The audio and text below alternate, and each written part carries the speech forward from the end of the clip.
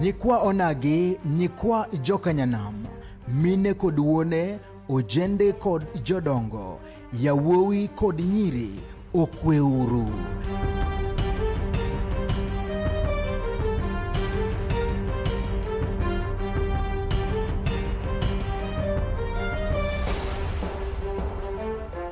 Gima ber osebiro kendo osechoponwa kamora mora mawantie.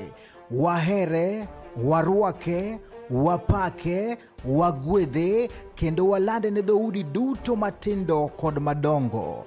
Ma en Chuny Onagi TV, adundo jaluo.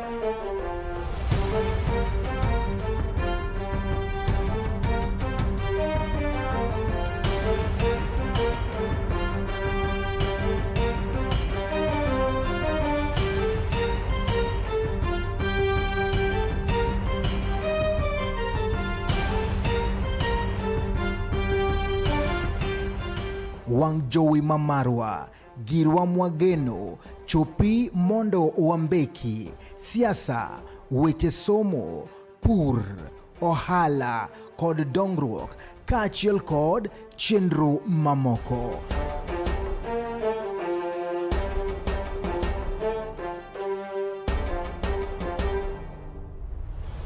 Chuny Onagi TV, adundo jaluo.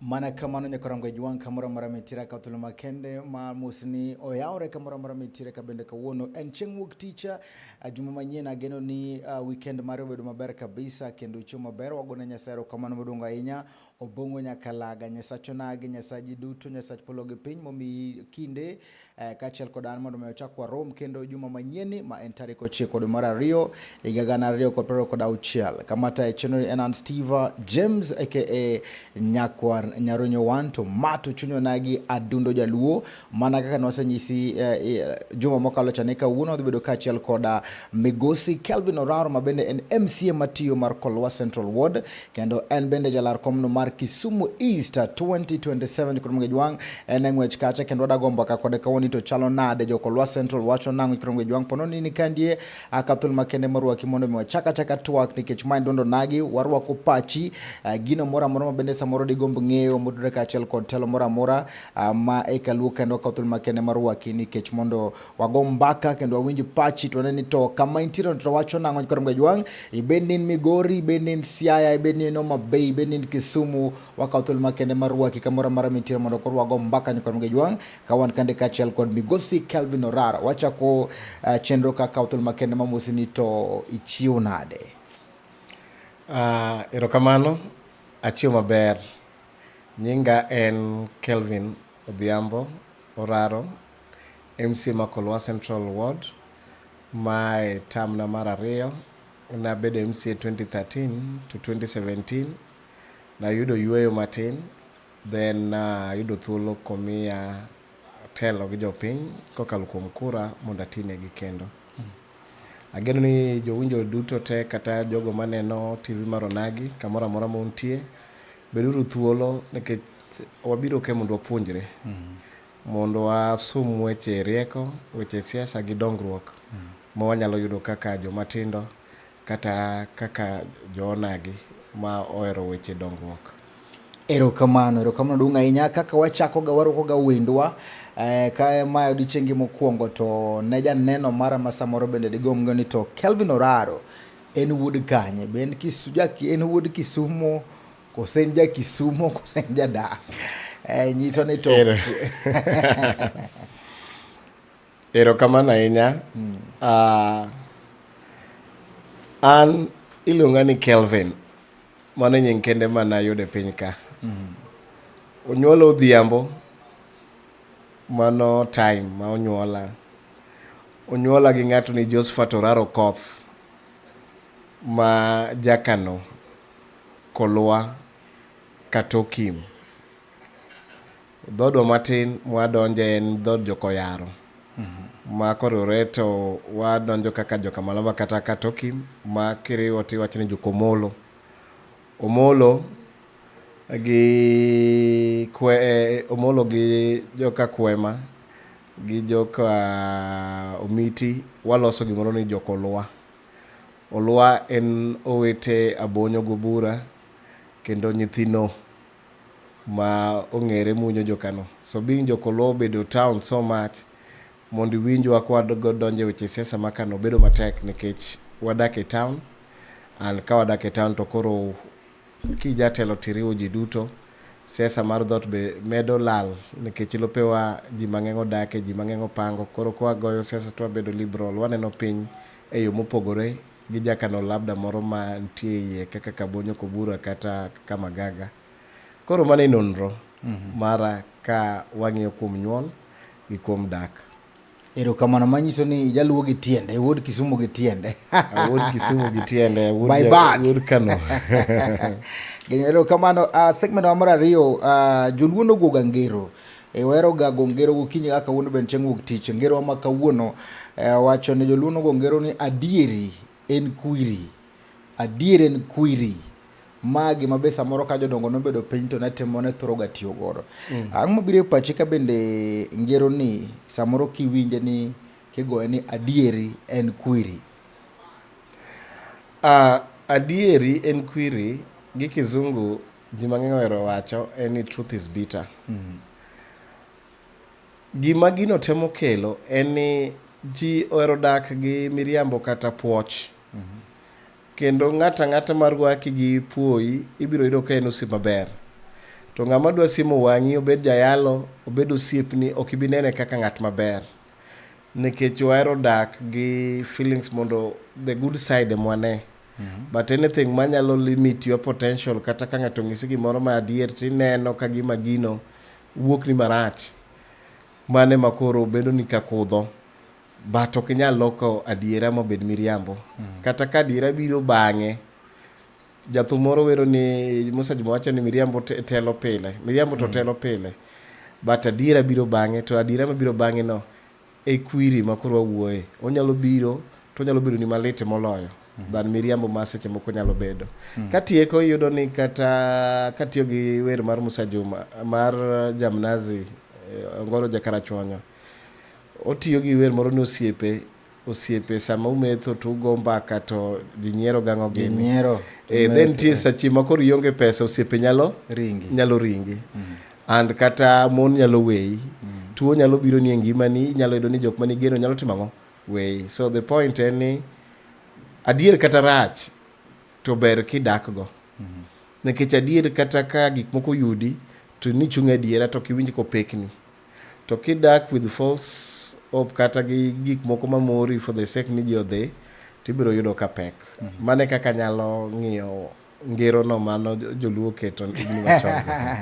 Erokamano making'i adiri no ne jok Olwa Central. Sache moko bende kinyiso gi adiri to gichwadi.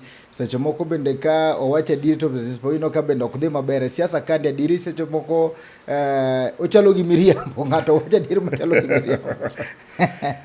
Kanyo bi wacho adier. Ji mang'eny ong'e ni jo siasa jo miriambo. To an e ngimana gi wuoyo na gi jok mong'eya. Weche ga 90 or 100% biro bedo adiera. Nikech gima wacho kawuono anyalo nuoye kiny. Kata kichiwo ni anyalo nuoye nikech adiera no ema kibedo to ji biro understand kaka idhi. To kibedo gi fake life gi weche moko mar bolo koni gi koni tekni moro ji sechego. To bang'e giduogo ga hinyo ng'ato. So adier ber. Afadhali adiera no ng'ato chayi ga adiera mari than ng'ato pamni gi miriambo ma kiny kong'e adiera to koro wacho ni wuondwa nang'o. Mane pacha. Erokamano. Migosi Kelvin Orare wacho ni ma en tam ni mar ariyo ma bende koro isetiyo ne jok Olwa Central. Chako mokwongo kaya tidogi yueyo kaya to chako chwadego mar ariyo. Nyiswa ni king'iyo gi sani gi kama bende samoro ne yude Olwa Central. Isetere mo chopo kama chalo nade. Mokwongo nikech wacho adier. Olwa Central en achiel kuom wards manontie Kisumu City Council before county government obi. To kaka ward manoni gi iye noko yud mwandu mano nyalo loso gik machalo barabara gi gik mopogore opogore. So no en ward mano dinore ma barabara manontie gin barabara around 4 manong'ere. Barabara mawuok Molem kochomo Ragumo, barabara manowuok Nyamasaria kochomo Kibos daraja, barabara manowuok Tido kabiro Mbeme, then gi barabara manowuok daraja mbili, wachi ni daraja mbili kichomo Mbeme kidhi nyaka Chiga. Mage barabara manong'ere and don't teach tech, kendo bech low no yot kabisa to no wachiegni gi town. Biro mar county government nomiya thuolo kaka MCA mokwongo. Ne en gima nyien nikech ne pok ago siasa, noyiera kati nan 26 years. To kano budget biro waketo barabara, jopiny noneno mor nikech wachako yawo barabara moko manyien kendo miyo ji access kaka nyalo bedo. Bech low no shoot malo kendo ji onyiewo lope ndalogo nyaka kawuono, kendo Kolwa Central en ward moting'o ji mang'eny moloyo. Jogo mopango nogibiro pango Kolwa nikech bech ute no yot. Koro ino ji nomedo gedo ka barabara bedo kendo ji biro nikech koro ginyalo yudo pesa.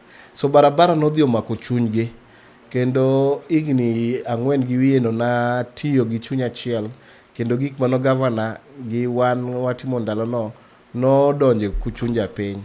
Kano wachomo yiero ma Mheshimiwa Olual yudo thuolo matelo, ne en ng'wech mapek ahinya. Nontie jok manofil gi chung' koda kaka natiyo matek.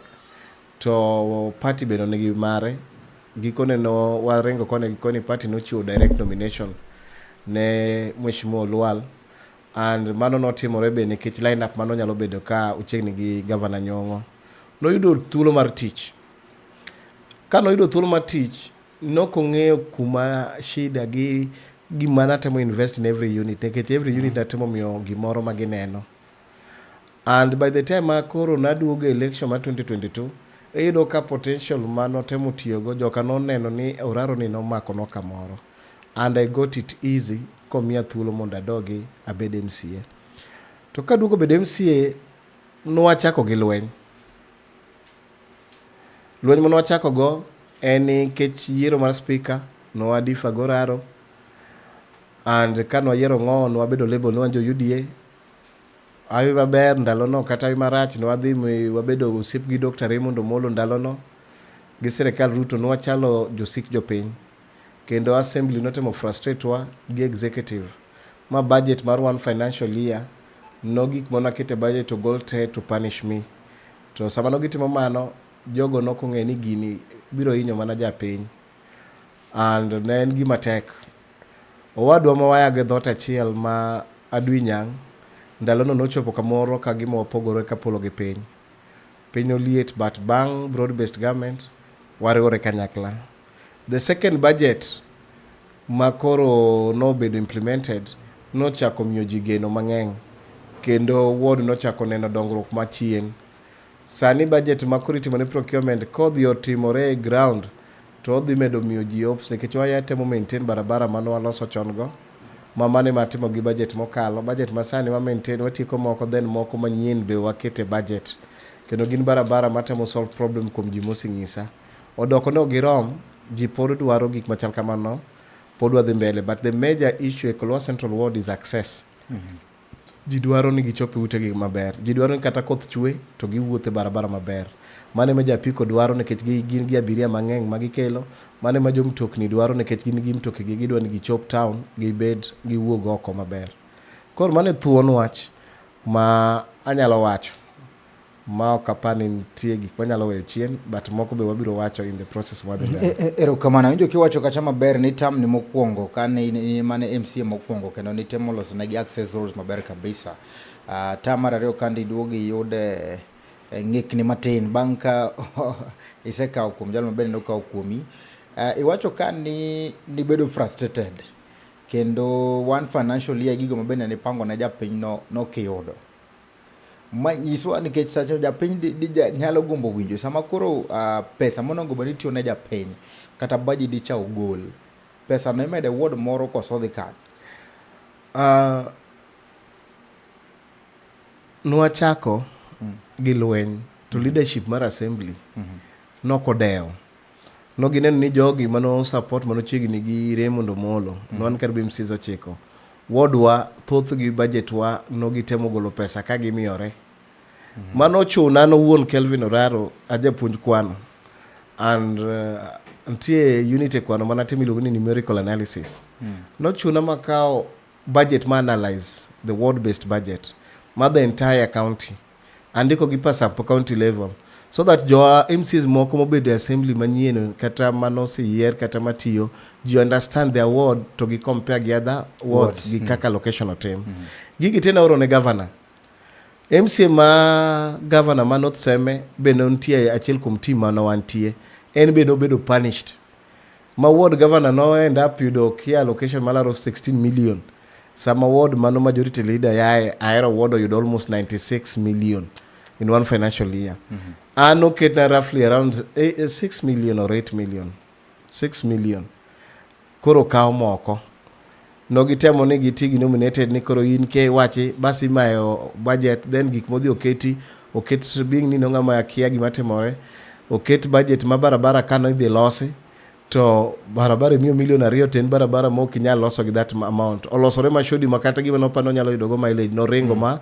odison sama mago no timore no paro kata dhi e court mondo stop budget but nitie seche miluko eng'iyo the greater benefit mar a bigger group mar the entire county nekech siasa duni don en kagima Ruto kata de Dr. Raymond Omolo tiyo kodwa to frustrate serikal mar Anyang' nobedo no marach but bang' timo mano Professor Anyang' Nyong'o was not aware notiyo gi budget no moluongo the leadership and in the following year kata MCs moko mano wang' mano gin be gimor but gikia ni jok moko yuto mang'eny nowuok oko ma otem timo gino maber and at the end of the day an kaka ng'ama be no agoyo koko nobeto wena kora maber kendo magi gik manotimore this financial year moduoko nyinga e map kata jo piny no fili Oraro winjo ochako tich gima no ging'eyo ni gika do chak na tich higa mokwongo by sani dokoro address another level mar development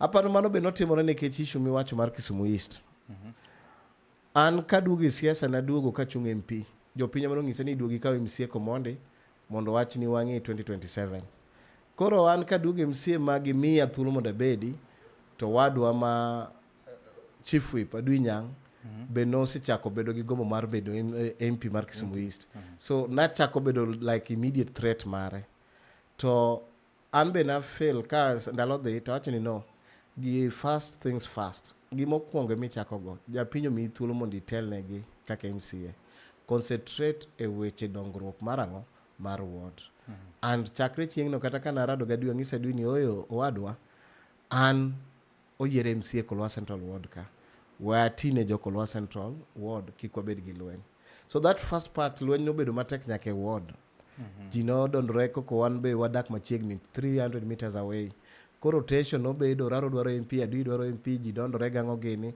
but the moment nabedo silent adhi mute things ochako bedo maber koro lwenje mana nyalo yudo assembly gi gik moko kethruok botimang'o olal ma koro Kolwa ochako bedo gi kwe wadhi mbele maber ndalo no nochopo kamoro ma Adui Nyang' no nyalo chung' maka wa nominated MCA mobedo nominated for the entire county makele nikech waya e ward achiel kode nwachung' kode machung' e mbele ji e rally mar ODM ni ma koro acting ang'o MCA which generally no chalo ng'ama kinyo ng'ato but then nika one rebels but gikone ka kwe obedo broad based bobiro things ochako change ndalo no emano wan kata committee no komiwa nomiwa at least one committee mano kia ilungo general oversight so un gik ka jo assembly dhi wuothu no kodhe chala jok moko ne ubini riwore gi joweteu and gik mang'eny notimore odoko ni bing ni nan gi experience e siasa nowacho ni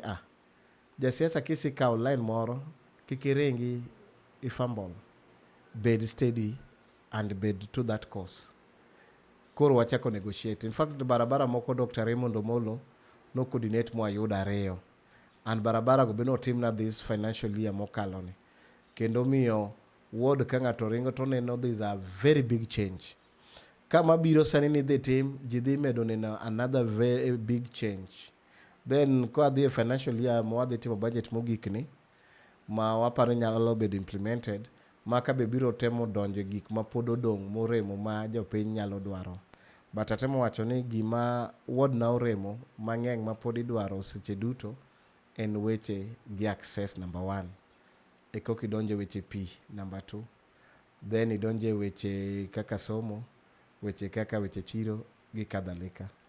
Kamano. Erokamano, mheshimiwa, wacho ni kara od bura kanyo bende nitiere bullying. Ma gi kama bende koro kama koro isechopeni. Awinjo kiwacho kacha ni koro at least gik moko bende osebede ka chire. King'iyo gi plans manin godo gi Kolowa Central. Inya wacho ni isechopo tamalo maromo adi? Lek mani mabende nin godo ne jokolowa. Chieng' moro naneno ka oketo mizani kipimo awards machiegni. Kendo nomiya ni an namba buoto. Kolowa Central buoto gi some I think 48%. Ng'ama naluwo ni nigi 54%. To nokatamora na yie. Gimomiyo na yie ka one financial year okoti award ni to jok moko yudo gigi the other 4 wards. The other 4 wards, eh. To in 48 to number 1 kialaro 60. Mano ng'iso ang'o ka just statistics. Ong'iso ni kara award ni with this development dotem do one at par. Kata labda da bedo number 1. But ka bedo ni one financial year mara goal budget malaro 25 million okotim ne japiny gima 25 million dotimo do koro gino bedo mopogore. So king'iyo score my then kata no giketo 48%, I feel okay. I was approaching expectation. With this budget madhi timo moa implement sani mano ting'iso ni adhi bedo ni asimit what expectation katiyo gi dho CBC. Chien I was approaching expectation nekech one financial year motimna. Sama jok moko setim 2 financial year. So I was approaching expectation. Ka budget masani mawadhi timo ni obedo implemented jidhi neno pek mare ng'iso ni I'm meeting expectation. Ka watimo budget mawadhi timo gik mwakalo dwe mara 6 to budget no dhi terowa makoro an abiro chalo ng'ama exceed what expectation maji. Kata kidhi ne ji e ground idwa kwayo kura tiyudo ka piny dok ni chien wacho ni macha waneno timo, macha waneno timo, macha waneno timo, macho timore. So obiro gima iwacho ni siem na gima iluongo ni ng'awa Nyamita temo wacho ni siem gimitimo luo toki biro bedo mayot. And the president is also saying ni kijatelo to mi tim gimoro ne japiny minyalo siemo ni mae tatimo, mae tatimo, mae tatimo. So looking at gik maketo gi mkakati maketo atemo lao mondo ajuk gik mano nyalo rem. To at least wayudo kendo gik mano ayudo from Dr. Raymond Omologo medo konya kamoro. Maka diponi wayudo other 2-3 roads, then wabiro bedo a position maber to approach even the next election ka one steady. Gima wagombo ni county onego bed with a routine. Ni barabara moketi does not belong to MCA. Any MCA modonjo onego yuni barabara manose loska nigi program mar maintenance. Nikech yiro ni ka ane matelo kawuono to kinyo kan MCA gik mana loso ka ng'ato nyalo weyo. Mabed another 10 years ka okolose. To remember any Maram Road, any gravel road kata tarmac dwaro maintenance. Barabara mang'eny mana loso ndalo mana ni MCA okaw thothgi bi wachako loso gi 10 years later. Iko gibedo maintained. And mano problem maduong' mano jopinigo. And ndalo moko bendo gi ng'anyo nyaka jo pikipiki no giringo ka giyuago nikech nok ne gik matimore, but sani to pogruok nitie kendo ber. An mana gi penjo ariyo kaka to wadhi mamalo matin. King'iyo rowere ma bende samoro ma bende gin gi atamalo mang'eny e thoth wards ma bende wan godo gi. Ere kaka del gi rowere in terms of kata kaka ginyalo bende yudo tije kaachiel kod security nikech thoth arita kwe gi bende kelo gi rowere ma bende samoro ginadaka arita kwe awinjo gimitemo wacho. Arita kwe norach kabisa e ward mara. To norach nikech wan e ward mopakana gi town. Kendo ji mang'eny opondo lendni nikech bech ute yot. Inyalo yudo ot 1,500 dake. To yudo ka ng'ato dak jok moko nodak kata ji 10 makoro motieno to giwuok gimanyo ji. Gini nobedo concerned ne community and the national government coordination. Mheshimiwa Shakil Shabir manyaka polisi onyone gi pikipiki to curb this. Nikech nochopo ndalo ma jo pikipiki koyudi kiwuotho saa 2 to ikowi to kuyi timai moko be ginego. Inegi nikech kata siling 50. Nitie jaduong' moiko nikech 50 manen go miyo nogoye monege. To gisani that osidok chien. Mano korka insecurity. Odok chien nang'o Kaka wamedo yawo barabara, pikipiki nyalo ringo effectively. Kaka jopiny obedo engage, no ginyalo pull out jogi. Penjo ma iwacho mar rowere mana atemo ng'iyo kaka jatelo mar Value Education, atemo market weche mek Village Polytechnic gi TVET. And in fact program mana chako ofisa ndalo no en kao nyithindo, watero nyithindo Rangwe, Mawego, Asembo, Akado, Rotary. Natimo mano literally. Then nat kawa time be advised you through career guidance. Mondo joma mang'eny oyud advantage mar donjo this TVET institution. And mano konya mang'eny nikech ofisa wanyalo kwano over 400 students mano yudo thuolo the institution go mondo giyud tiegruok makare. Mano was a focus to do that. I'm on record natimo tournament ma by ward moriwo Kolwa East gi Kolwa Central. And sports is one activity ma seche moko adwaro ga ni jowagi odonje kata jo pikipiki a support which make sports mondo gibedi mondo sometimes girada, and through that people can puonjruok mondo watem kelo ji machiegni to understand ni sometimes it is not about the job nyaka ndiki. Pikipiki industry no is one of the biggest employer a ward na kanyo, and you'll realize ni ng'ato koyudo pikipiki timo tije maber, moko be biro tiyo town godhiambo dok, okonyowa kabisa. And omiyo jok moko be neni anani timo pikipiki nyalo loso ode, koro bo ywayo jok moko donje. But maduong' moloyo issue mar TVET watimo. NYS gi opportunity mabiro be walando ne jowagi. Odoko ni gima naduoga fwenyo ni jowa ok yud information maber. Kata naneno gi chandruok e weche nyota. Giwinjo wach mana bang'e. Samonego beni gimoro gi yudo first hand. Kamano. Erokamano. Stage mamolem ni minie wodni. Kamano. Jodak ywak ka okacha lando onge gima timore kacha, monongo beni gino koro kelo ne oganda pesa. Ang'o moparo gi stage ni jatelo? Mokuongo agone Governor Nyong'o erokamano nikech noparo maging'iyo magiwacho Kolwa Central ibiro kete stage. Jowa vijendo mang'eny maya Kolwa Central matiyo town. Area kaka Ofunyu, jowa manotiyo stage ma Kisumu kae, jo Ofunyu no ng'eny kabisa. Maparo ni weche Ofunyu winjo ka ng'eny. To kanidwa kel stage molem, to jowa nong'e ni nyithindo mofunyu tijgi tek. Jowa nong'e ni nyithindo maya Kolwa tijgi tek. No gidhi own up that stage. So jo town kae nokelo problem. Sama nidwa tere jo town bokelo problem nikech gichich ni tije gi koro dhi rumo, nikech gidhi e gwenge jok moko to jogo be ong'eyo meet stage. Nikech joma ya Ofunyu ng'e gima stage en.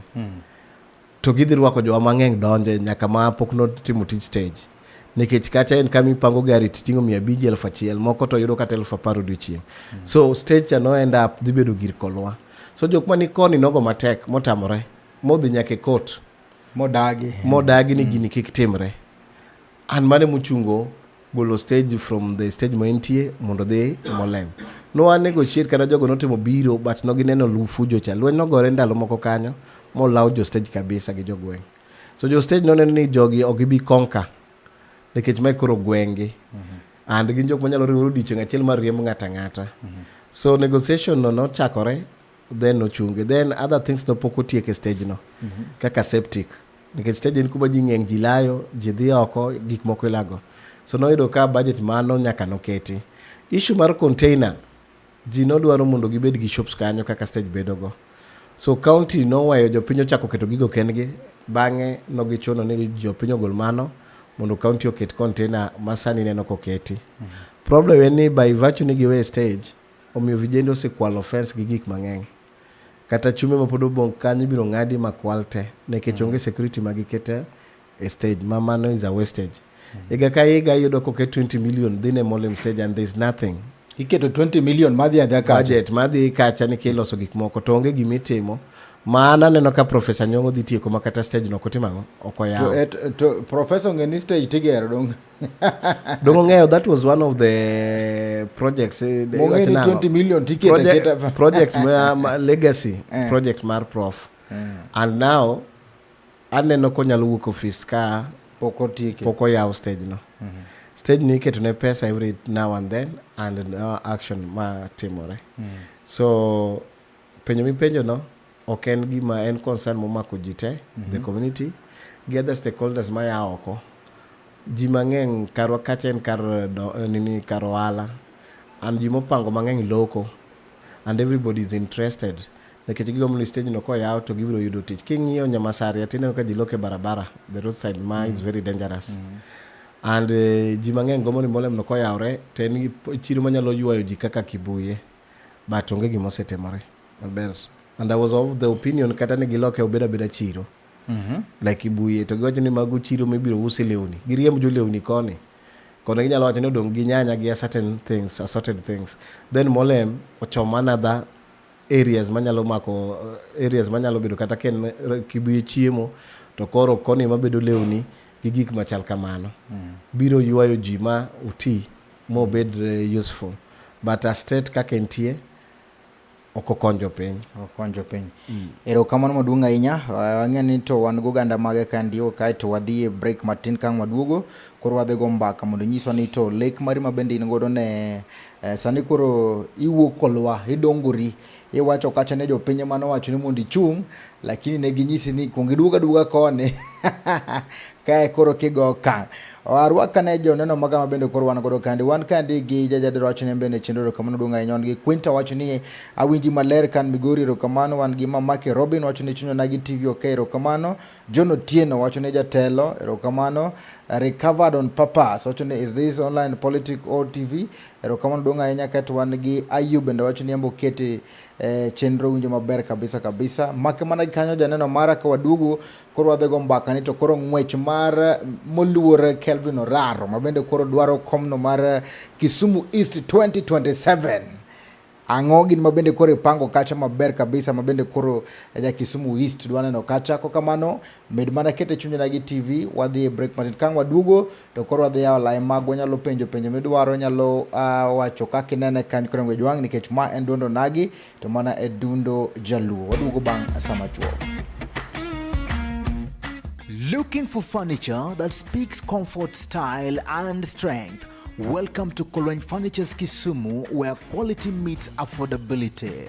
From elegant sofas to strong beds, stylish tables to modern cabinets, we've got the best furniture to turn your house into a home. Enjoy great prices, long-lasting durability, and reliable delivery services right to your doorstep. Why settle for less when you can have the best? Visit Kolweny Furniture's Kisumu today.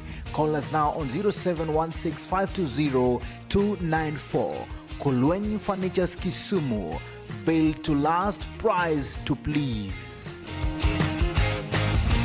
Welcome to IRADS College Kisumu, where dreams take shape and futures begin. Located at the Swan Center building along Oginga Odinga Street, IRADS College stands at the heart of Kisumu, a place of learning, growth and opportunity. At IRADS, we offer a wide range of certificate and diploma courses designed to prepare you for today's competitive world. Explore career-driven programs in ICT, electrical and electronics, hospitality, social work studies, banking and finance, agribusiness, nutrition, beauty and therapy, all taught by dedicated and experienced instructors. This January intake, your journey starts here. Whether you qualify with a discipline, artisan level or higher, IRADS welcome you with open doors. Choose what works best for you, full-time or part-time classes. And for ultimate flexibility, e-learning is available. At IRADS College Kisumu, quality education doesn't have to be expensive. We offer affordable school fees without compromising excellence. Step into a brighter tomorrow. Step into skills, confidence, and success. IRADS College Kisumu, empowering minds, shaping careers, building future. Mano janeno mar Chunyo Nagi TV adondo jaluo kuom kete mano Chunyo Nagi TV kendo arwaki mar tilono mar ariyo kama bende wago mbaka kachiel koda moluor Kelvin Oraro ma en MC matiyo mar Kolwa Central Ward. Tilono mokwongo wago mbaka kacha kendo kunyiswa ni to ginang'o gin mabende osekelo na kacho Kolwa Central Ward. Kato tilono mar ariyo mabende tilono mogik wadhigo mbaka kacha kunyiswa ni to lek mane mabende en godo na jo Kolwa na jo Kisumu East mangima ne korom gejwang wachako kata kwanyisi ni sani koro wayaw ne kacha lai mag oro kacha ote nyalo no ote mari Facebook page moro machunyo nagi TV, TikTok chunyo nagi TV, YouTube chunyo nagi TV oro ote kacha ote magi tinyuso ni to inene nade kata pachi en mana nikech ma en duondo nagi wakino kata jotelo mpogore mondo mi wago mbaka sani koro thuon wach en Kisumu East.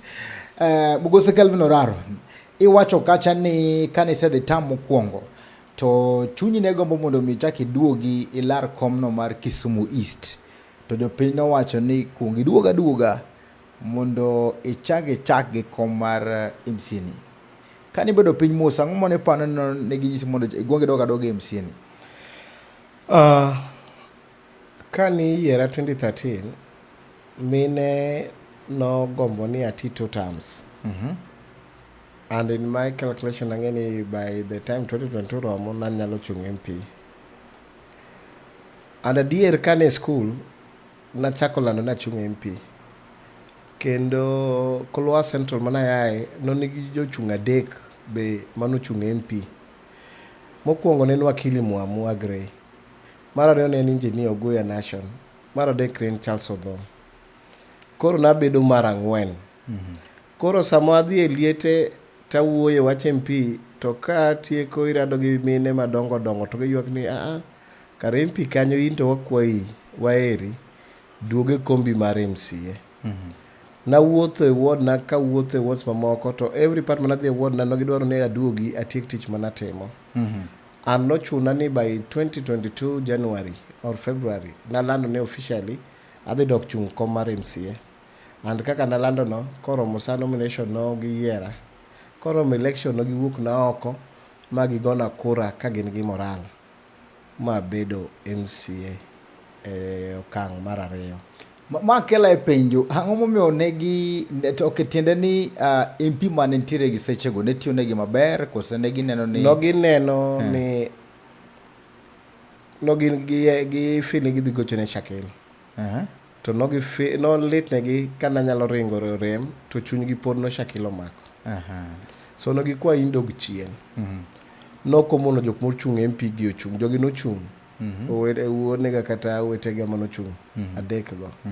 Kano romo nomination Oricho no yombo joagi ma Oricho momiyo ODM certificate. And bang' Oricho yudo ODM certificate no piem gi Shakil kako ng'eyo ma jopiny Kolwa Central gi jowa moko miyo Shakil. Nwatemo kedo ne chama mar ODM mondo mi ODM oyud kura korka MP. But jopiny bedo negi pachgi. Kura to nwayudo ndi but jowago nobeto yombowa ma gikone Shakil oduogo bedo mjumbe. Amba duoga yudo kom MCA kar pachgi kendo nogimor giwacho dong' nwang'isi. Koro kasedo thuolo madonjo ni to nokang'eyo kata bedo gi paro mar chako ng'wech style mar Ruto kaka nochako go Uhuru Kenyatta ndalo cha. To wado madunyang kara chunye no gombo ni opportunity manana go nikech ndalo no ji noneno kana nyalo yombo komiyo ODM ticket. But an be kana ringo kana neno kichako gi siasa in terms of pesa to jowa manokwongo owetega gi nong'eny gi pesa maloya.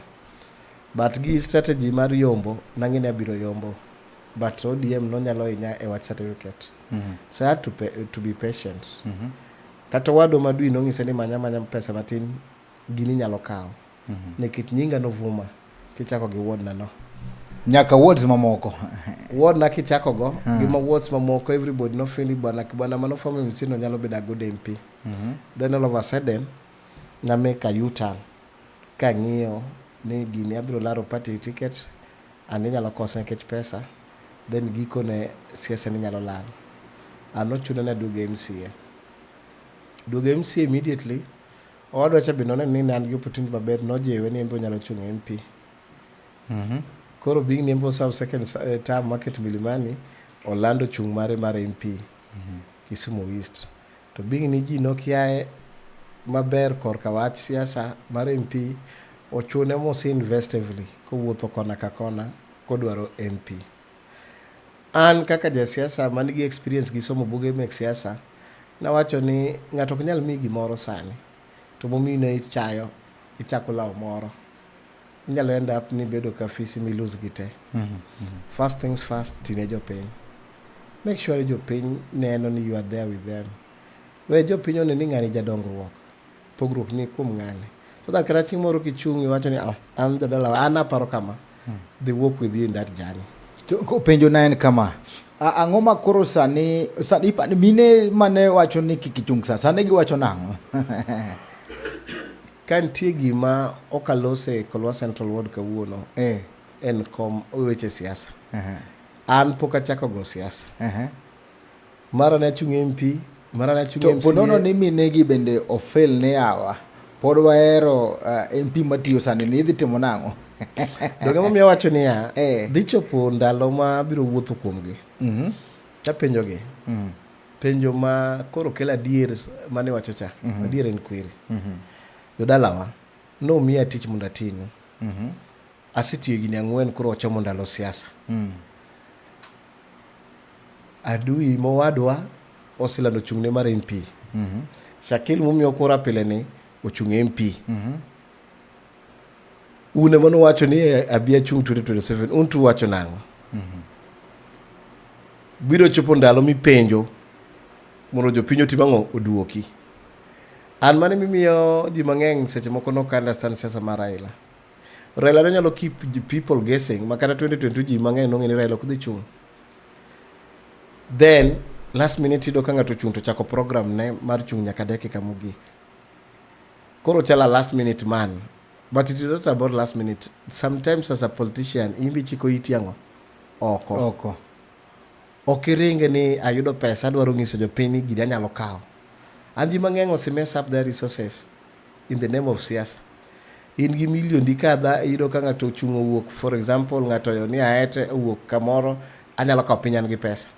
Ndalo 2017 ng'ato ni Kevin Kwere kia moro niluongo ni Kwere be nobiro gi teko mang'eny kabisa, then iyudo ka katikati gini koro tami. And josiasa mang'eny osibiro gi pesa with that mentality ni jogami miya pesa tayudo. Leadership Nyasaye machiwo to this time makaki donjo kuom jopiny. Ka ano miya thuolo mondo ibed jatelo mar MCA. Nitie gik mapok olosore maber. Ang'o miyo aringi ne adwaro giche to jopiny to ywakna e tich mano miya. Ere kaka inyalo convince japiny ni atiyo tich maber? Biwinja? Awinji. Ere kaka inyalo convince japiny ni tija maber ne momiyo nyalo kwa malo. So stick to gimomiyi. Avoid politics. Ng'ato kaka Shakil ok en ng'ama yot. Kata sani ok ogo siasa. Obiro ringo ni liel otimo gik motimo, but ndalo siasa kowuok obiro tugo siasa no. So an ng'ama omiyi ticket, omiya teko gi japiny gi kura from Article 1. Sovereign power belongs to the people. The people osivoti mondo ibed ne gi MCA. Ndalo siasa pok ochako. We ringo irgi chon mondo inyisgi ni an be kora dwaro ma. To nitie gik matindo tindo ma pod otimo ang'o? Ma pod orem. It is just about time. To ye siasa biro chakore. Sasa kinge kono kata mana matin gik mabende idwaro lokruok mudwa kelo Kisumu East. An ka bedo MP Kisumu East odicho makawuono. Nyoro nyocha nane rally Ngeso. Tangiso jopiny about education results ma seche moko winjo ka Shakil temo golo adui be wuoye. And ana japuonj by profession. Na wacho ni japuonj moro manyalo nya secondary to wadhi school kanyo gi mine. Wagombo mondo ngiso reason momiyo nyithindo 32 oyudo E. That is not politics. Ki admit nyathi form 1 tichopo kode form 4. Why should the nyathino yudo E? At what point ang'o manotimore? So and number 1, education ni kuoma. And say MPs owene role mar education. Education ni kuoma. And education ngiso ni nyaka warie piny from the basic education gi this comprehensive junior secondary gi senior secondary up to the point ma nyithindo gi dhi kata tertiary colleges obed vocational colleges gi. Mano gik mana gombo na tim kadipo ni nomiya thuolo mondo abed MP odicho makawuono. KMTC any university or satellite university or any college, if there is land na gombo no wangi ka kwanyalo timo. Nikech gigo biro yawo mana business opportunity. Jok mabiro somo to kochuno ya Kisumu East. Part of them biro ya Kisumu East. Kibiro, there's one thing manadwa natim. Iluongo ni Sports Academy. Wa produce nyithindo mago mpira mabere moloyo. e Kisumu East kendo nyithiwa moko osechopo e level mar Kenya, moko be osegocho ne Harambee Stars. How can we build football in Kisumu East and the entire Kisumu County? Wan ka Kisumu County, we don't even have a team. Kopogore mano county ogolo. Sani onge team manyalo go Premier League. And wane johera football molo ji duto. Sani mo ilos no nyaka New Moi Stadium kacha. Obiro bedo maber. Wan gi Kenyatta mantie Mamboleo Sports Ground. Gibiro bedo mabecho. Ng'ama team mane ma Kisumu ayuayo ji. We have Obunga ka ineno ka tugo maber. Iparo constituency gidogolo team ma strong. Do one level man in terms of football. Man alone, wanyalo timo mano with paro ni ere kaka jotuk wanyalo chopo mabede level mar mane gini mondo giyud club soko. Ginyalo yudo division piny ma oko manyalo miyo ng'ato los mokate molos gimoro ma jochiem. Another area moyo obedo neglected en talent. Ngeso no nangia apimone ji kijana moro weri luongo ni Odero Jakasule. Akisi nyathini na puonje school. By then pacha no dinore kaka japuonja feel nyathi nyaka kal. Nanyalo chwaro nyathini kich labda ok owinj kwano. But the measure of education is not the measure of success. Sani the boy through the gift moyudo loso pesa every week. Kendi manyi maratari. Onyalo tero nyithini school, onyalo chiemo, onyalo gero gik, onyalo timo. It's so unfortunate ni kuo mani wacho ni jok moko no dhi omaye gike piano gi gike mek thum. En ng'ama bedo ayad nyaka gi professors mondo bi oweni ji liel gotieno. Komako microphone ower to kata mama moro winjo ka gimoro donjo kuome. Eyudo ka en jathum mongirore nikech a gift. So gift is one of the things ma gi talent ma osebedo neglected kata forgotten kata not appreciated the community marwa. So kairi mjumbe level mane minyalo timo mondo expose gift mar nyithindogi. Gik machalo kata miel, gik machalo wer, sports activity jok ma temo biro malo. Gwengwa Kenya motingo jo karate, jo boxing manyalo dhi malo. Jok ma wanyalo loso kata chike mondo gibed absorbed kaka chon. Ng'ama ber mo excel e sports onego beni nyalo kaw gi county kata national government mondo yudo employment. Some legislation ilago koketi to encourage timo gimoro. Like jong'wech moseringo ka. Ng'ato nyalo wacho ni jang'wech ni en automatically biro ndike gi serikal kaka brand ambassador. What about a level no kwa ng'iyo nyithindo manyalo go nguma represent wa nyaka Nigeria gango gini. They're there. And we have gyms Kisumu kaka ineno boxing gi kuonde karate ng'eny. The non-nyithindo majority come from Kisumu East. And ima jo siasa betiyo go weche mag gidhi go weche siasa. So anena opportunity ma ntie ma kadiponi ane level mar mjumbe manyalo change. Anadongo town. Life na duto from class 2 to form 3 abede town. Aneno kaka town nyithindo dak, weakness gi ber. To aneno ni gino kwa medo gi connection gi president ka dipo ni wabedo go machiegni. To gik mang'eny kata barabara gi koro lokore tamak. Gik machalo street lights biro naturally. You create a situation mondo ing'ine women maya e local area nere kaka wanyalo empower gi. Erokamano to iwacho ni siasa pod to pono wacho ni koro mai sewuok nikech said sad ne the idhi gi chama mane amomi awacho ni niya an ok adwa wuoyo weche go awacho ni awacho ni anda bedo lakini chal ka gima ibedo chama mane oraro amawacho niya akadona iketo wache dhoga I'm very keen gi statement mar chung. Yes, everybody ntie jok monge ni achung MP up to now. Ntie jok mawacho ni achung MCA.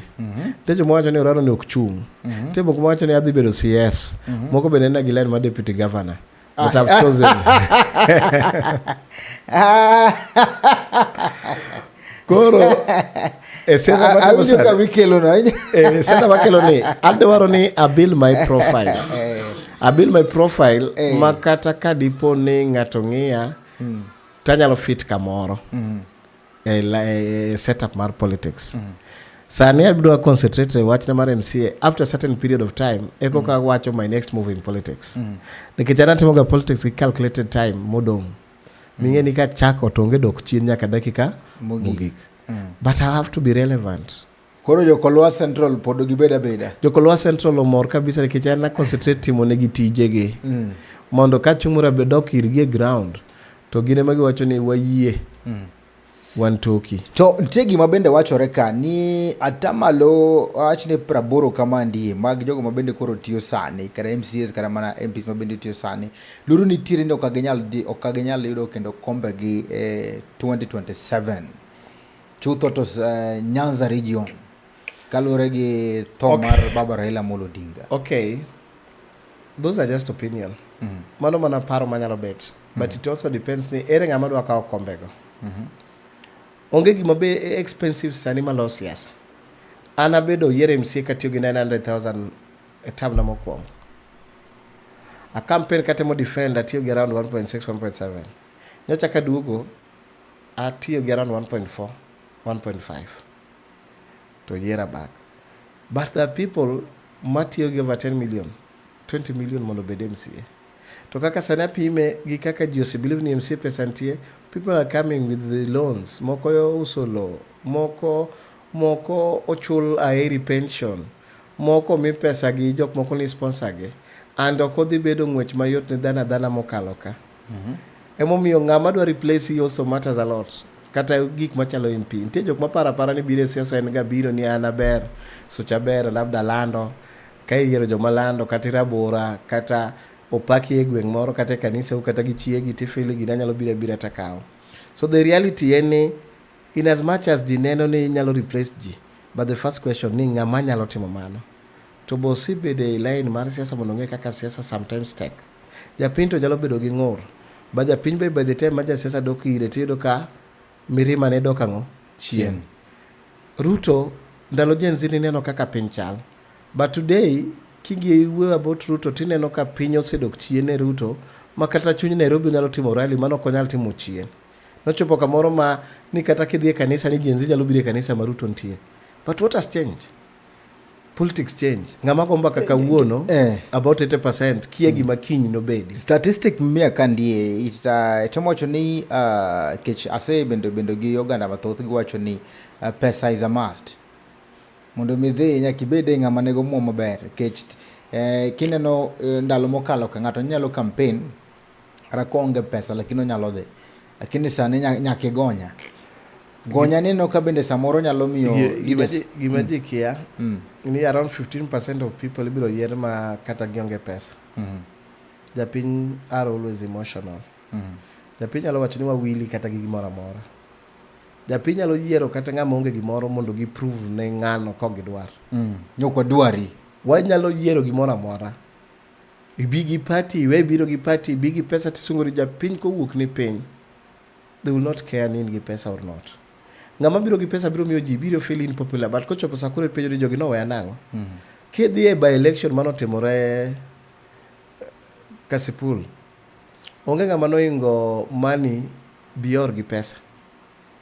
Mani bior noketo ji makoro ji chiemo ka kata pile dalane. And nomiyo gi pesa zaidi, ma jok manomiyo pesa kokwano gi e kuracha, to labda no nyalo surpass 20,000. But he was surprised ni out of pesa mosimiyo ji mabiro dala mokalo 500 noyudo kura 500. And that is the bitterness mano donjone. But that is a lesson to many politicians. Japiny kikelo pesa, they'll eat it. But ginge kiti, they can disappoint you at the time makori dwaro kurage. Gibro pango line. They'll get the money. Onge gabiro riembo pesa. Onge chieng' ma ja siasa no riembo pesa. To mayo nochakore nene, siasa mar pesa no. Raila Odinga emokelo siasa moro ma ng'ata na nyalo yier makata pesa onge. Sani ng'iane ng'wech maringore nyakach. Kionge pesa, tichalo ng'ama onge. But nyakach nyalo enda bedo surprise ni ng'ato jalendo kaka Ombija. Nikech nyalo chung kombijo chung tineno ka mono mor. Okomo nikech pesa mosemiyogi. There is also pride gi ng'ama dwa telo ni. Mane gima ji mang'eny kia. An ging'iyo ng'ani gi trust. This is a contract. Leadership and contract kindi gi japiny. To japiny cannot be swayed kochopo last minute kodhi bolo kura. Japiny nyalo wuok ni oko mi penjri ni bwana to million 50 mana tiyo go ni odhi kanya. And that's why ineno jok moko ichwado. Ntie jok mabiro advisors gi mang'isi ni kel 10 million adhi loso ni pabo maber. So issue mar pesa, 15% of people made the year Nyanza ka ibiro year not because they're rich. Not because of the party be. Not because of the party. Tiende ni independence candidate be nyalo dhi kata mana other parties. Issue mar party mikelo no, I want to tell you, andiko gimoro e Nyanza National Forum, kawacho ni gimineno chakore mar Linda Mwananchi gi Linda Ground is a deliberate effort mar mayo Joko Odinga party mar ODM. Oburu koket kacha was the best move ever. Nekech Oburu is not ambitious. No nyalo miyo jok manigi ambition gite okel gi kamoro adi achiel.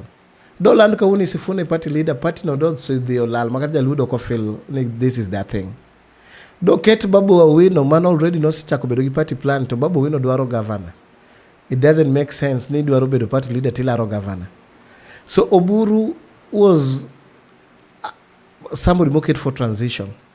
Mondo party yuda new energy.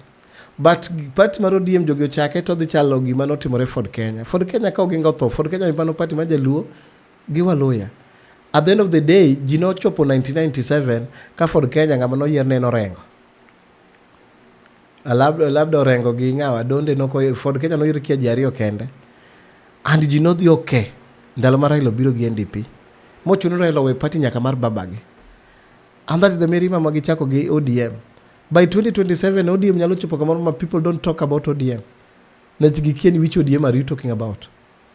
Gisani bende nikech nono kachaka bende Orengo, Sifuna, Babu Owino gi jok mamoko no organize kacha rally. Wan bende kacha gi Oburu. Mae tinyalo wacho. Gichaka. Gichako gi Busia, they're testing waters. The next NCI, Migori, Homa Bay. Kendo the next phase ibiro neno ka ji negore rallies go. Ibiro neno ka rallies go bedo attacked with the other team. Nikech gibiro gain ground. Siasa japiny dwaro winjo wach. And japiny en ng'ama ochiko ite sate, odwaro no winj gima nyien. And siasa is dynamic. Agoni mbaka ni kang'eni chieng' moro kilunga December to will be talking about different thing altogether. Siasa lokore odiochieng' gotieno. Ruth no Winnie no wuogo moling. Winnie ok ringe rally mar Babogene. But Winnie gidhi neno late ka gima jogi nokodich gi konyo gi Raila ni. Jogo kwach wacho die mar Raila. Jogi are fighting for the interest. To mokwongo gidwa golo party ni from the Oginga family. I'm sure ni Winnie do ket party leader joka do kopamo. Do gi rebel. Do sadego wach ni Winnie ok tel no. Aya do ket ere ng'ama do ket ma do gibedo moleng. Tipa nade lemo mabende nomi ka Mama Hida Odinga ni mabende koro ker nomiene nomiye mondo mi osales koro jomoko wacho mondo kiko kaw jomoko wacho mondo kaw. Okay, gima timore Mama Hida to no deserve mondo par gi president. Sa mano poko chopo to no pare sama weche no ng'eng matin. To joka no dwa tiyo nyaka gi Hida. Jogo wanted to use Hida ni wawuoth round mondo gi yud sympathy. Mondo gitu Hida gi Oburu. And Joko Buru gi wisdom mar orado ni warad kaka joka Jaramogi. Sama gi yomo ni gitiek lweny mano gipani yako Hida gi Winnie, kara gifwenyo gini okara Hida gi Winnie. Gini nitie force moro ma Uhuru Kenyatta gini nitie. To gichake, to gichalo kagima gidwa pull the young generation, Gen Z. That is their target. And party ni diwagore andang'isi ni expect neno violence. Kisumu kaito akiaka gibiro temo rally. To expect neno the ugliest part of siasa mano timore ndalo Ford Kenya. Mani gol jakom gini ko pondo nyake buo ang'o. Bo dies. Expect that nikech mani mano timore ndalo no. Wabiro neno matek nikech wawuok kuom power struggle ng'ama dwaro bedo e level ma jakom. To chutho anybody mano dwa succeed onego tim gima jakom timo. Chak mari jakoma to resign. Mo face by election kamo ye president. Mo pass that by election mondo bedi ko were gi weche Ford Kenya mano obuon gi oweyo no we nango tichopo kamoro ma either joka Oginga were gi ODM forever obeni gi kale ere nyathi monyuol sani mong'e ni Ford Kenya ne en party mar Oginga nobody sani watengulo kawe ka gire obedo like a village mar Bukusu, not even other lawyers. Ford Kenya and within Bukusu land to nen giri luo mochagi jaluo Oginga Odinga. So the same ODM we wamege dongeni ndio ka Babu gini los wacho ni waye resign wadhi election. Nyiso ni jogo suchiek to gino on the path market ogini. Oburu be so angome paro ne we monda some utemo ko kandi madondo nage achaka awinje pacha oganda wan kage iluongo ni Wilo wacho no winjo chuonde maber kabisa wan gi Brano Pio kata Velo B. wacho ni twak iye mit kabisa, honoraro en chuny wisdom. Kaya to wan gi Chacho Lodwar wacho ni mosna mheshimiwa. Brown wacho ni oraro chunye ler. Wan gi Msiani wuon Yawuoyi wacho ni oraro dhi yombo kendo kod ombulu mang'eny, otiyo maber kabisa. Mosna jatelo kone ni wamor kode kaka rowere matindo. Erokamano. Then wan ka gi ilongo ni Chuny Toto wacho ni Onagi TV, erokamano. Kevin Mumbo wacho ni oraro dhi dala gokinyi better than wacho ni dhi dala. Kaeto wan gi Beri Satieno bende wacho ni embe okete chenro kandie, erokamano. ODM iwacho gimoro kacha ka watieko. Nawacho ni ji nene ka tugo. But this is a serious thing. Uhuru gi kwande dwaro ni Luo Nyanza opogore e wach Ruto. Oburu and the team feel ni the only way to survive is to be bedo e serikal. And Ruto already is the president. You don't need to go somewhere else ni manyo serikal moro matayari ingo. Team cha ongenga manyalo chung president. Raila no chungi president kech ne gi mwandu. Obed babu kata mwandu machungo Nairobi ongego manyalo yombogo maber. Obed Sifuna onge mwandu ma Sifuna nigo manyalo gogo siasa. Obed Orengo onge anyalo chung president e Linde Mwananchi cha. So Oburu kaka ngama wise fili wadonje gi Ruto ni. But ka wadonjo ang'o mwanyalo dwaro kako ganda. One, let us wawinjre ni broad-based government to chop up to the last minute. But the people ma fight ni jiowere. Wapinja ni Orengo nochako gini kata kana ochako bal matin kata mane baba pod ngima. E gisani bende wano kamo dhie. Dipo ne gini ne gima nosechakre chon kosango matimore. Okay. Kiluo siasa kaka unjo media. By the time ano Raila obedo piny nikech Raila mokonyo wa Gen-Z. Raila momiyo Ruto oduogo bedo president monge lweny. Raila kano dhi orado gi Mudavadi gi Dr. Raymond Omolo Tanzania no giwinjore ni ere yo mwanyalo konyo go serikal. Raila no biro gi chuny maler kaka ng'ama jaduong' to ng'iso Ruto gimonego tim. Ema gidhi ndiko 10-point agenda. 10-point agenda was just on a paper, but the most important thing no Raila no dwa kelo that unity. Nekech Okuyu notimo gimiluongo ni coup d'etat. No gisi rebel to gine maging'eng Nairobi gi Central. So they wanted to use their number in Nairobi, riembo president, no gini Raila dhi donjo kuomgi.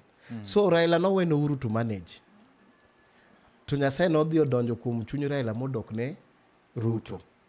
Koro nitie jok ma Uhuru no understand Raila ne kidwaro ni win to miye pressure to dok chien. So you have to look for those close to Raila. Jikako rengo gini ma nyalo wuoyo. Koro ka Orengo okawo kanyo mikawo group ma Sifuna gini who believes they're orator. So the liel mano timore bang 10-point agenda no timore Kakamega wadgi Oparanya no tho. E liel no kan joka no dhi Orengo Sifuna gini no chwako liet ne Raila ma papa wuo in support of jogi ma Raila oduogo wuoyo bang'e wacho ni wadhi consider wach dialogue no. Nikech Raila no duluongo gimoro national dialogue. National dialogue, yeah. To jogo buogo Raila mo wacho ni wa stop gino komondi matin, but he was playing to the gallery. Koya kanyo Raila no dhi Mkuru wa Jenga. Neno jok mono tho imiwite bagcha. Kanyo Kalonzo gino nontie. Koro gimedo tiyo pressure mondo Raila kik riwre gi Ruto. But bang' nyasi go to Buru wuok oko. So Raila went silent. So Buru ema nochako duokore gi jogi katemo tego gi Ruto gi Raila. Ma broad-based obedo. Ma kuo biro. But being ni Orengo gini ne otiyo ne jok moko, no gitemo goyo gini to mbi ma Raila gi Oburu gino medo sink Orengo gini modok piny mo Orengo duogo lal. For 3 months mocho Orengo chamo sum. Orengo koduogo to chako cool. Avoid that politics. To kobudho matin bang' Fibiasio to matin Dalmas, matin Raila tho. To keto Buru to mane kuma Orengo chako go. To Orengo the same e jok mono pingo Raila in 1995 kosaid gi Wamalwa Kijana. Mo Orengo chung president in tuoto. Nung'e gima kura mano Orengo yudo. Onge jalumo no chung president. And Orengo knows that very well. Ni Raila Molo Odinga no kochung tuoto no wacho ni Kibaki tosha. Nonge jalumo no chung president and Orengo no pani kochung president joluo dhi luwe. Kaka no luo Raila 97. Joluo no koluo Orengo. They stood with Kibaki. So Oburu is trying to do the same thing. It is not a must ninya kwa present our candidature today. But we can create room mondo kinyo bed relevant. You are mabende koro tiere kaichel kech en ODM. To ODM ongega maber ni kata en national politics but ngeni ma en chama mar Oganda Luo kata Nyanza. Ineno ka gini keto oganda luo kanyo. Gini timore kaka mar Ford Kenya. Jogi biro timo kudi tato gol joko Ginga family out of it. Then kosi gol jogi dhi chako power struggle. Sani Sifuna biro bedo like ng'amo mako ODM makoni luongo ni Sifuna led group. Okorengo. Kiny Sifuna ringo gi chama. Jaluo biro chono no chak mare manyien and ODM will go like that. That is the reality. Kwa tiko 2 term 1 term movement. Issue mar 2 term and 1 term movement. Joluo dober. Joluo nge alternative for now. Joluo no miyo Ruto teko. Gima Ruto timo ma jaluo moramoro tamo nyaka jakom golo telo central. Onge ng'ama no nyalo golo telo che piny Okuyu. Ochuno mo Okuyu for the first time oyie chungo president kendo mokia e pinygi nikech they are frustrated to ginyal win kendo mayot. Uneno gima timore. Ng'ama no tamo jaluo kik bed president mokwongo ne en Kenyatta. Ko gingo wene gingo no number 2 ne nochuno mo gingo riembo ko badhe. Aya sasa the moye moduoko e serikal matin then Raila odhi support Kibaki. Ka Raila nonego mi prime minister Okuche no tamore. Ka Raila chung 207 Okuche no yie tho to Raila kik bed president. Ruto ni mono chung kodwa magikone giyie bedo kaka prime minister manonge teko mang'eny but no serve nyaka 2012. Sama Kibaki nonego wacho ni Raila koro kaw no gigolo Uhuru Kenyatta. Uhuru Kenyatta no nigi kes maduong'. No gideo mano Uhuru no mitelo. So Ruto bedo keen gi mjanja gi humility manotiyogo obedo buo jogi mabadhe tema jogi fwenyo ni to kaw leadership mar piny. Leadership mar piny nyalo wuok from Ruto to jaluo moro kata mloya moro nyalo yude mayot than kodok e piny ma joka nigi mwandu. Jaluo adima nigi billionaire no nyocha nikete gazette ni joluo manigi billionaires ma joluo manyalo support Ruto gin ng'awa tindiko. Joluo onge billionaires. There are very few. Central in gi over 50 billionaires. Manyalo miyo nyalo golo 1 billion for campaign mar president. Jaluo mane manyalo fund kata Babu Owino bed governor Nairobi.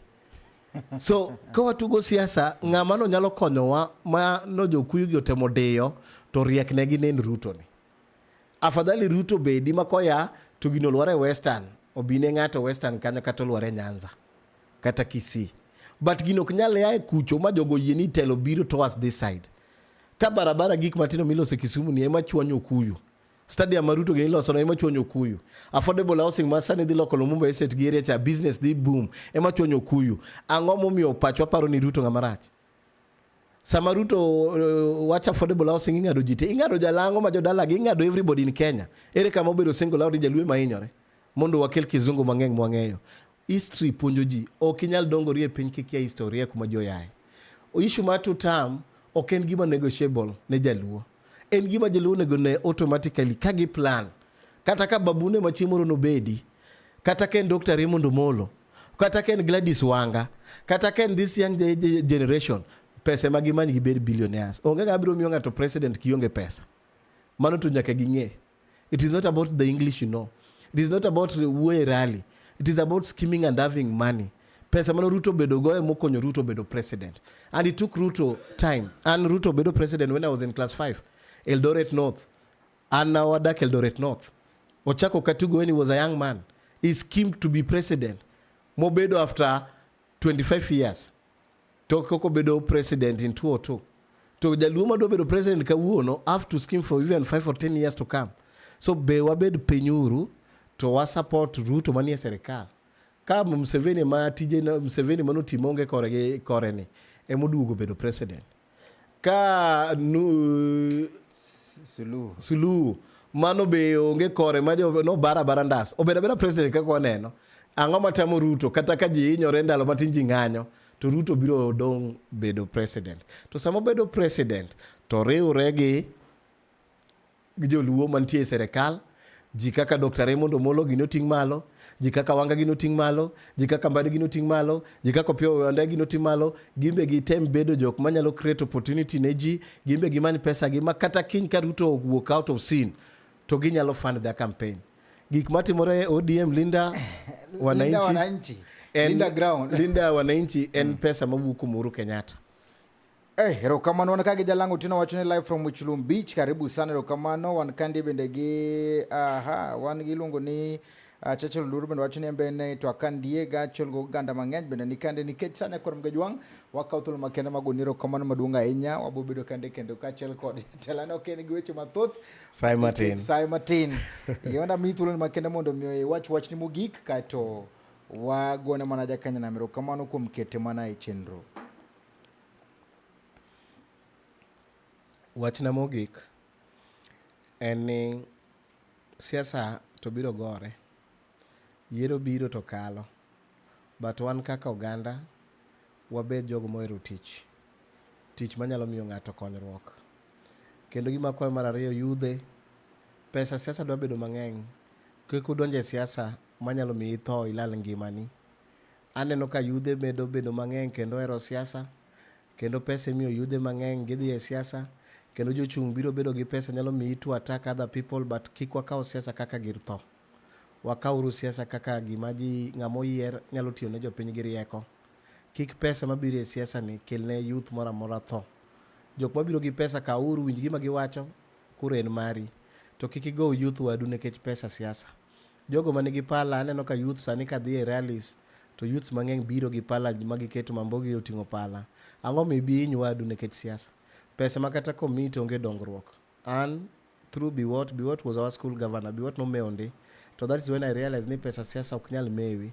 Ng'ato nyalo miyi 1,500, 2,000 idhi tiyo tich mar siasa to kik iti tich siasa mar hinyo wadu kata nego wadu. Mane gima dakwa mondo bedi. To jogo maneno nagi TV kamoro moro muntiere erokamano, jogo moloso, jogo moro message, jogo mowinjo wach mawacho, ang'e ni wabiro duogo chieng' moro. Na rwako t-shirt ka ng'iyo ni mae gir county government kata county assembly of Kisumu, wacho ni wan wa represent weche oganda kendo wagombo winjo gik matimore, kendo saa mabiro yudo thuolo duogo nagi TV wabiro medo puonjore gik mawacho gin pacha, karach ni to ng'wona. To kabed ni to kaw kaka puonj do pok imbe yudo kamoro itiyo gi mari timedo gi mara to wapuonjo ji e weche siasa mar piny. Kokamano Nyasaye obed kodu. Erokamano maduong' ahinya korom gajwang', erokamano maduong' ahinya kuom kete mane chuny nagi TV chaktono chake nyaka gi sani. Chenro ne enduondo nage kendo nwawuoyo kata kachiel kod moluor Kelvin Oraro mabende en MC matiyo mar Kolwa Central, kendo wacho ne obro wacho lakini oganda wacho ni en jalar kom ma Kisumu East 2027 omane gima ni e ground.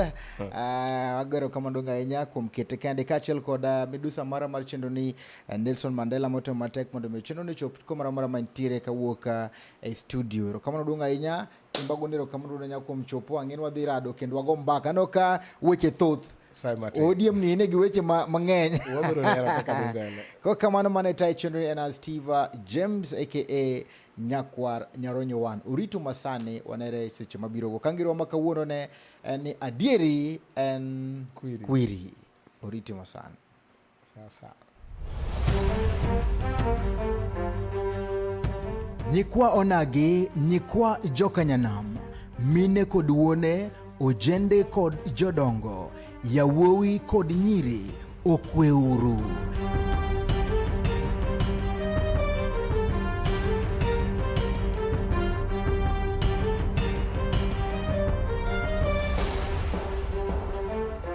Gima ber osebiro kendo osechoponwa kamora mora mawantie. Wahere, warwake, wapake, wagwedhe, kendo walande ne dhoudi duto matindo kod madongo. Ma en chuny onagi TV, adundo jaluo.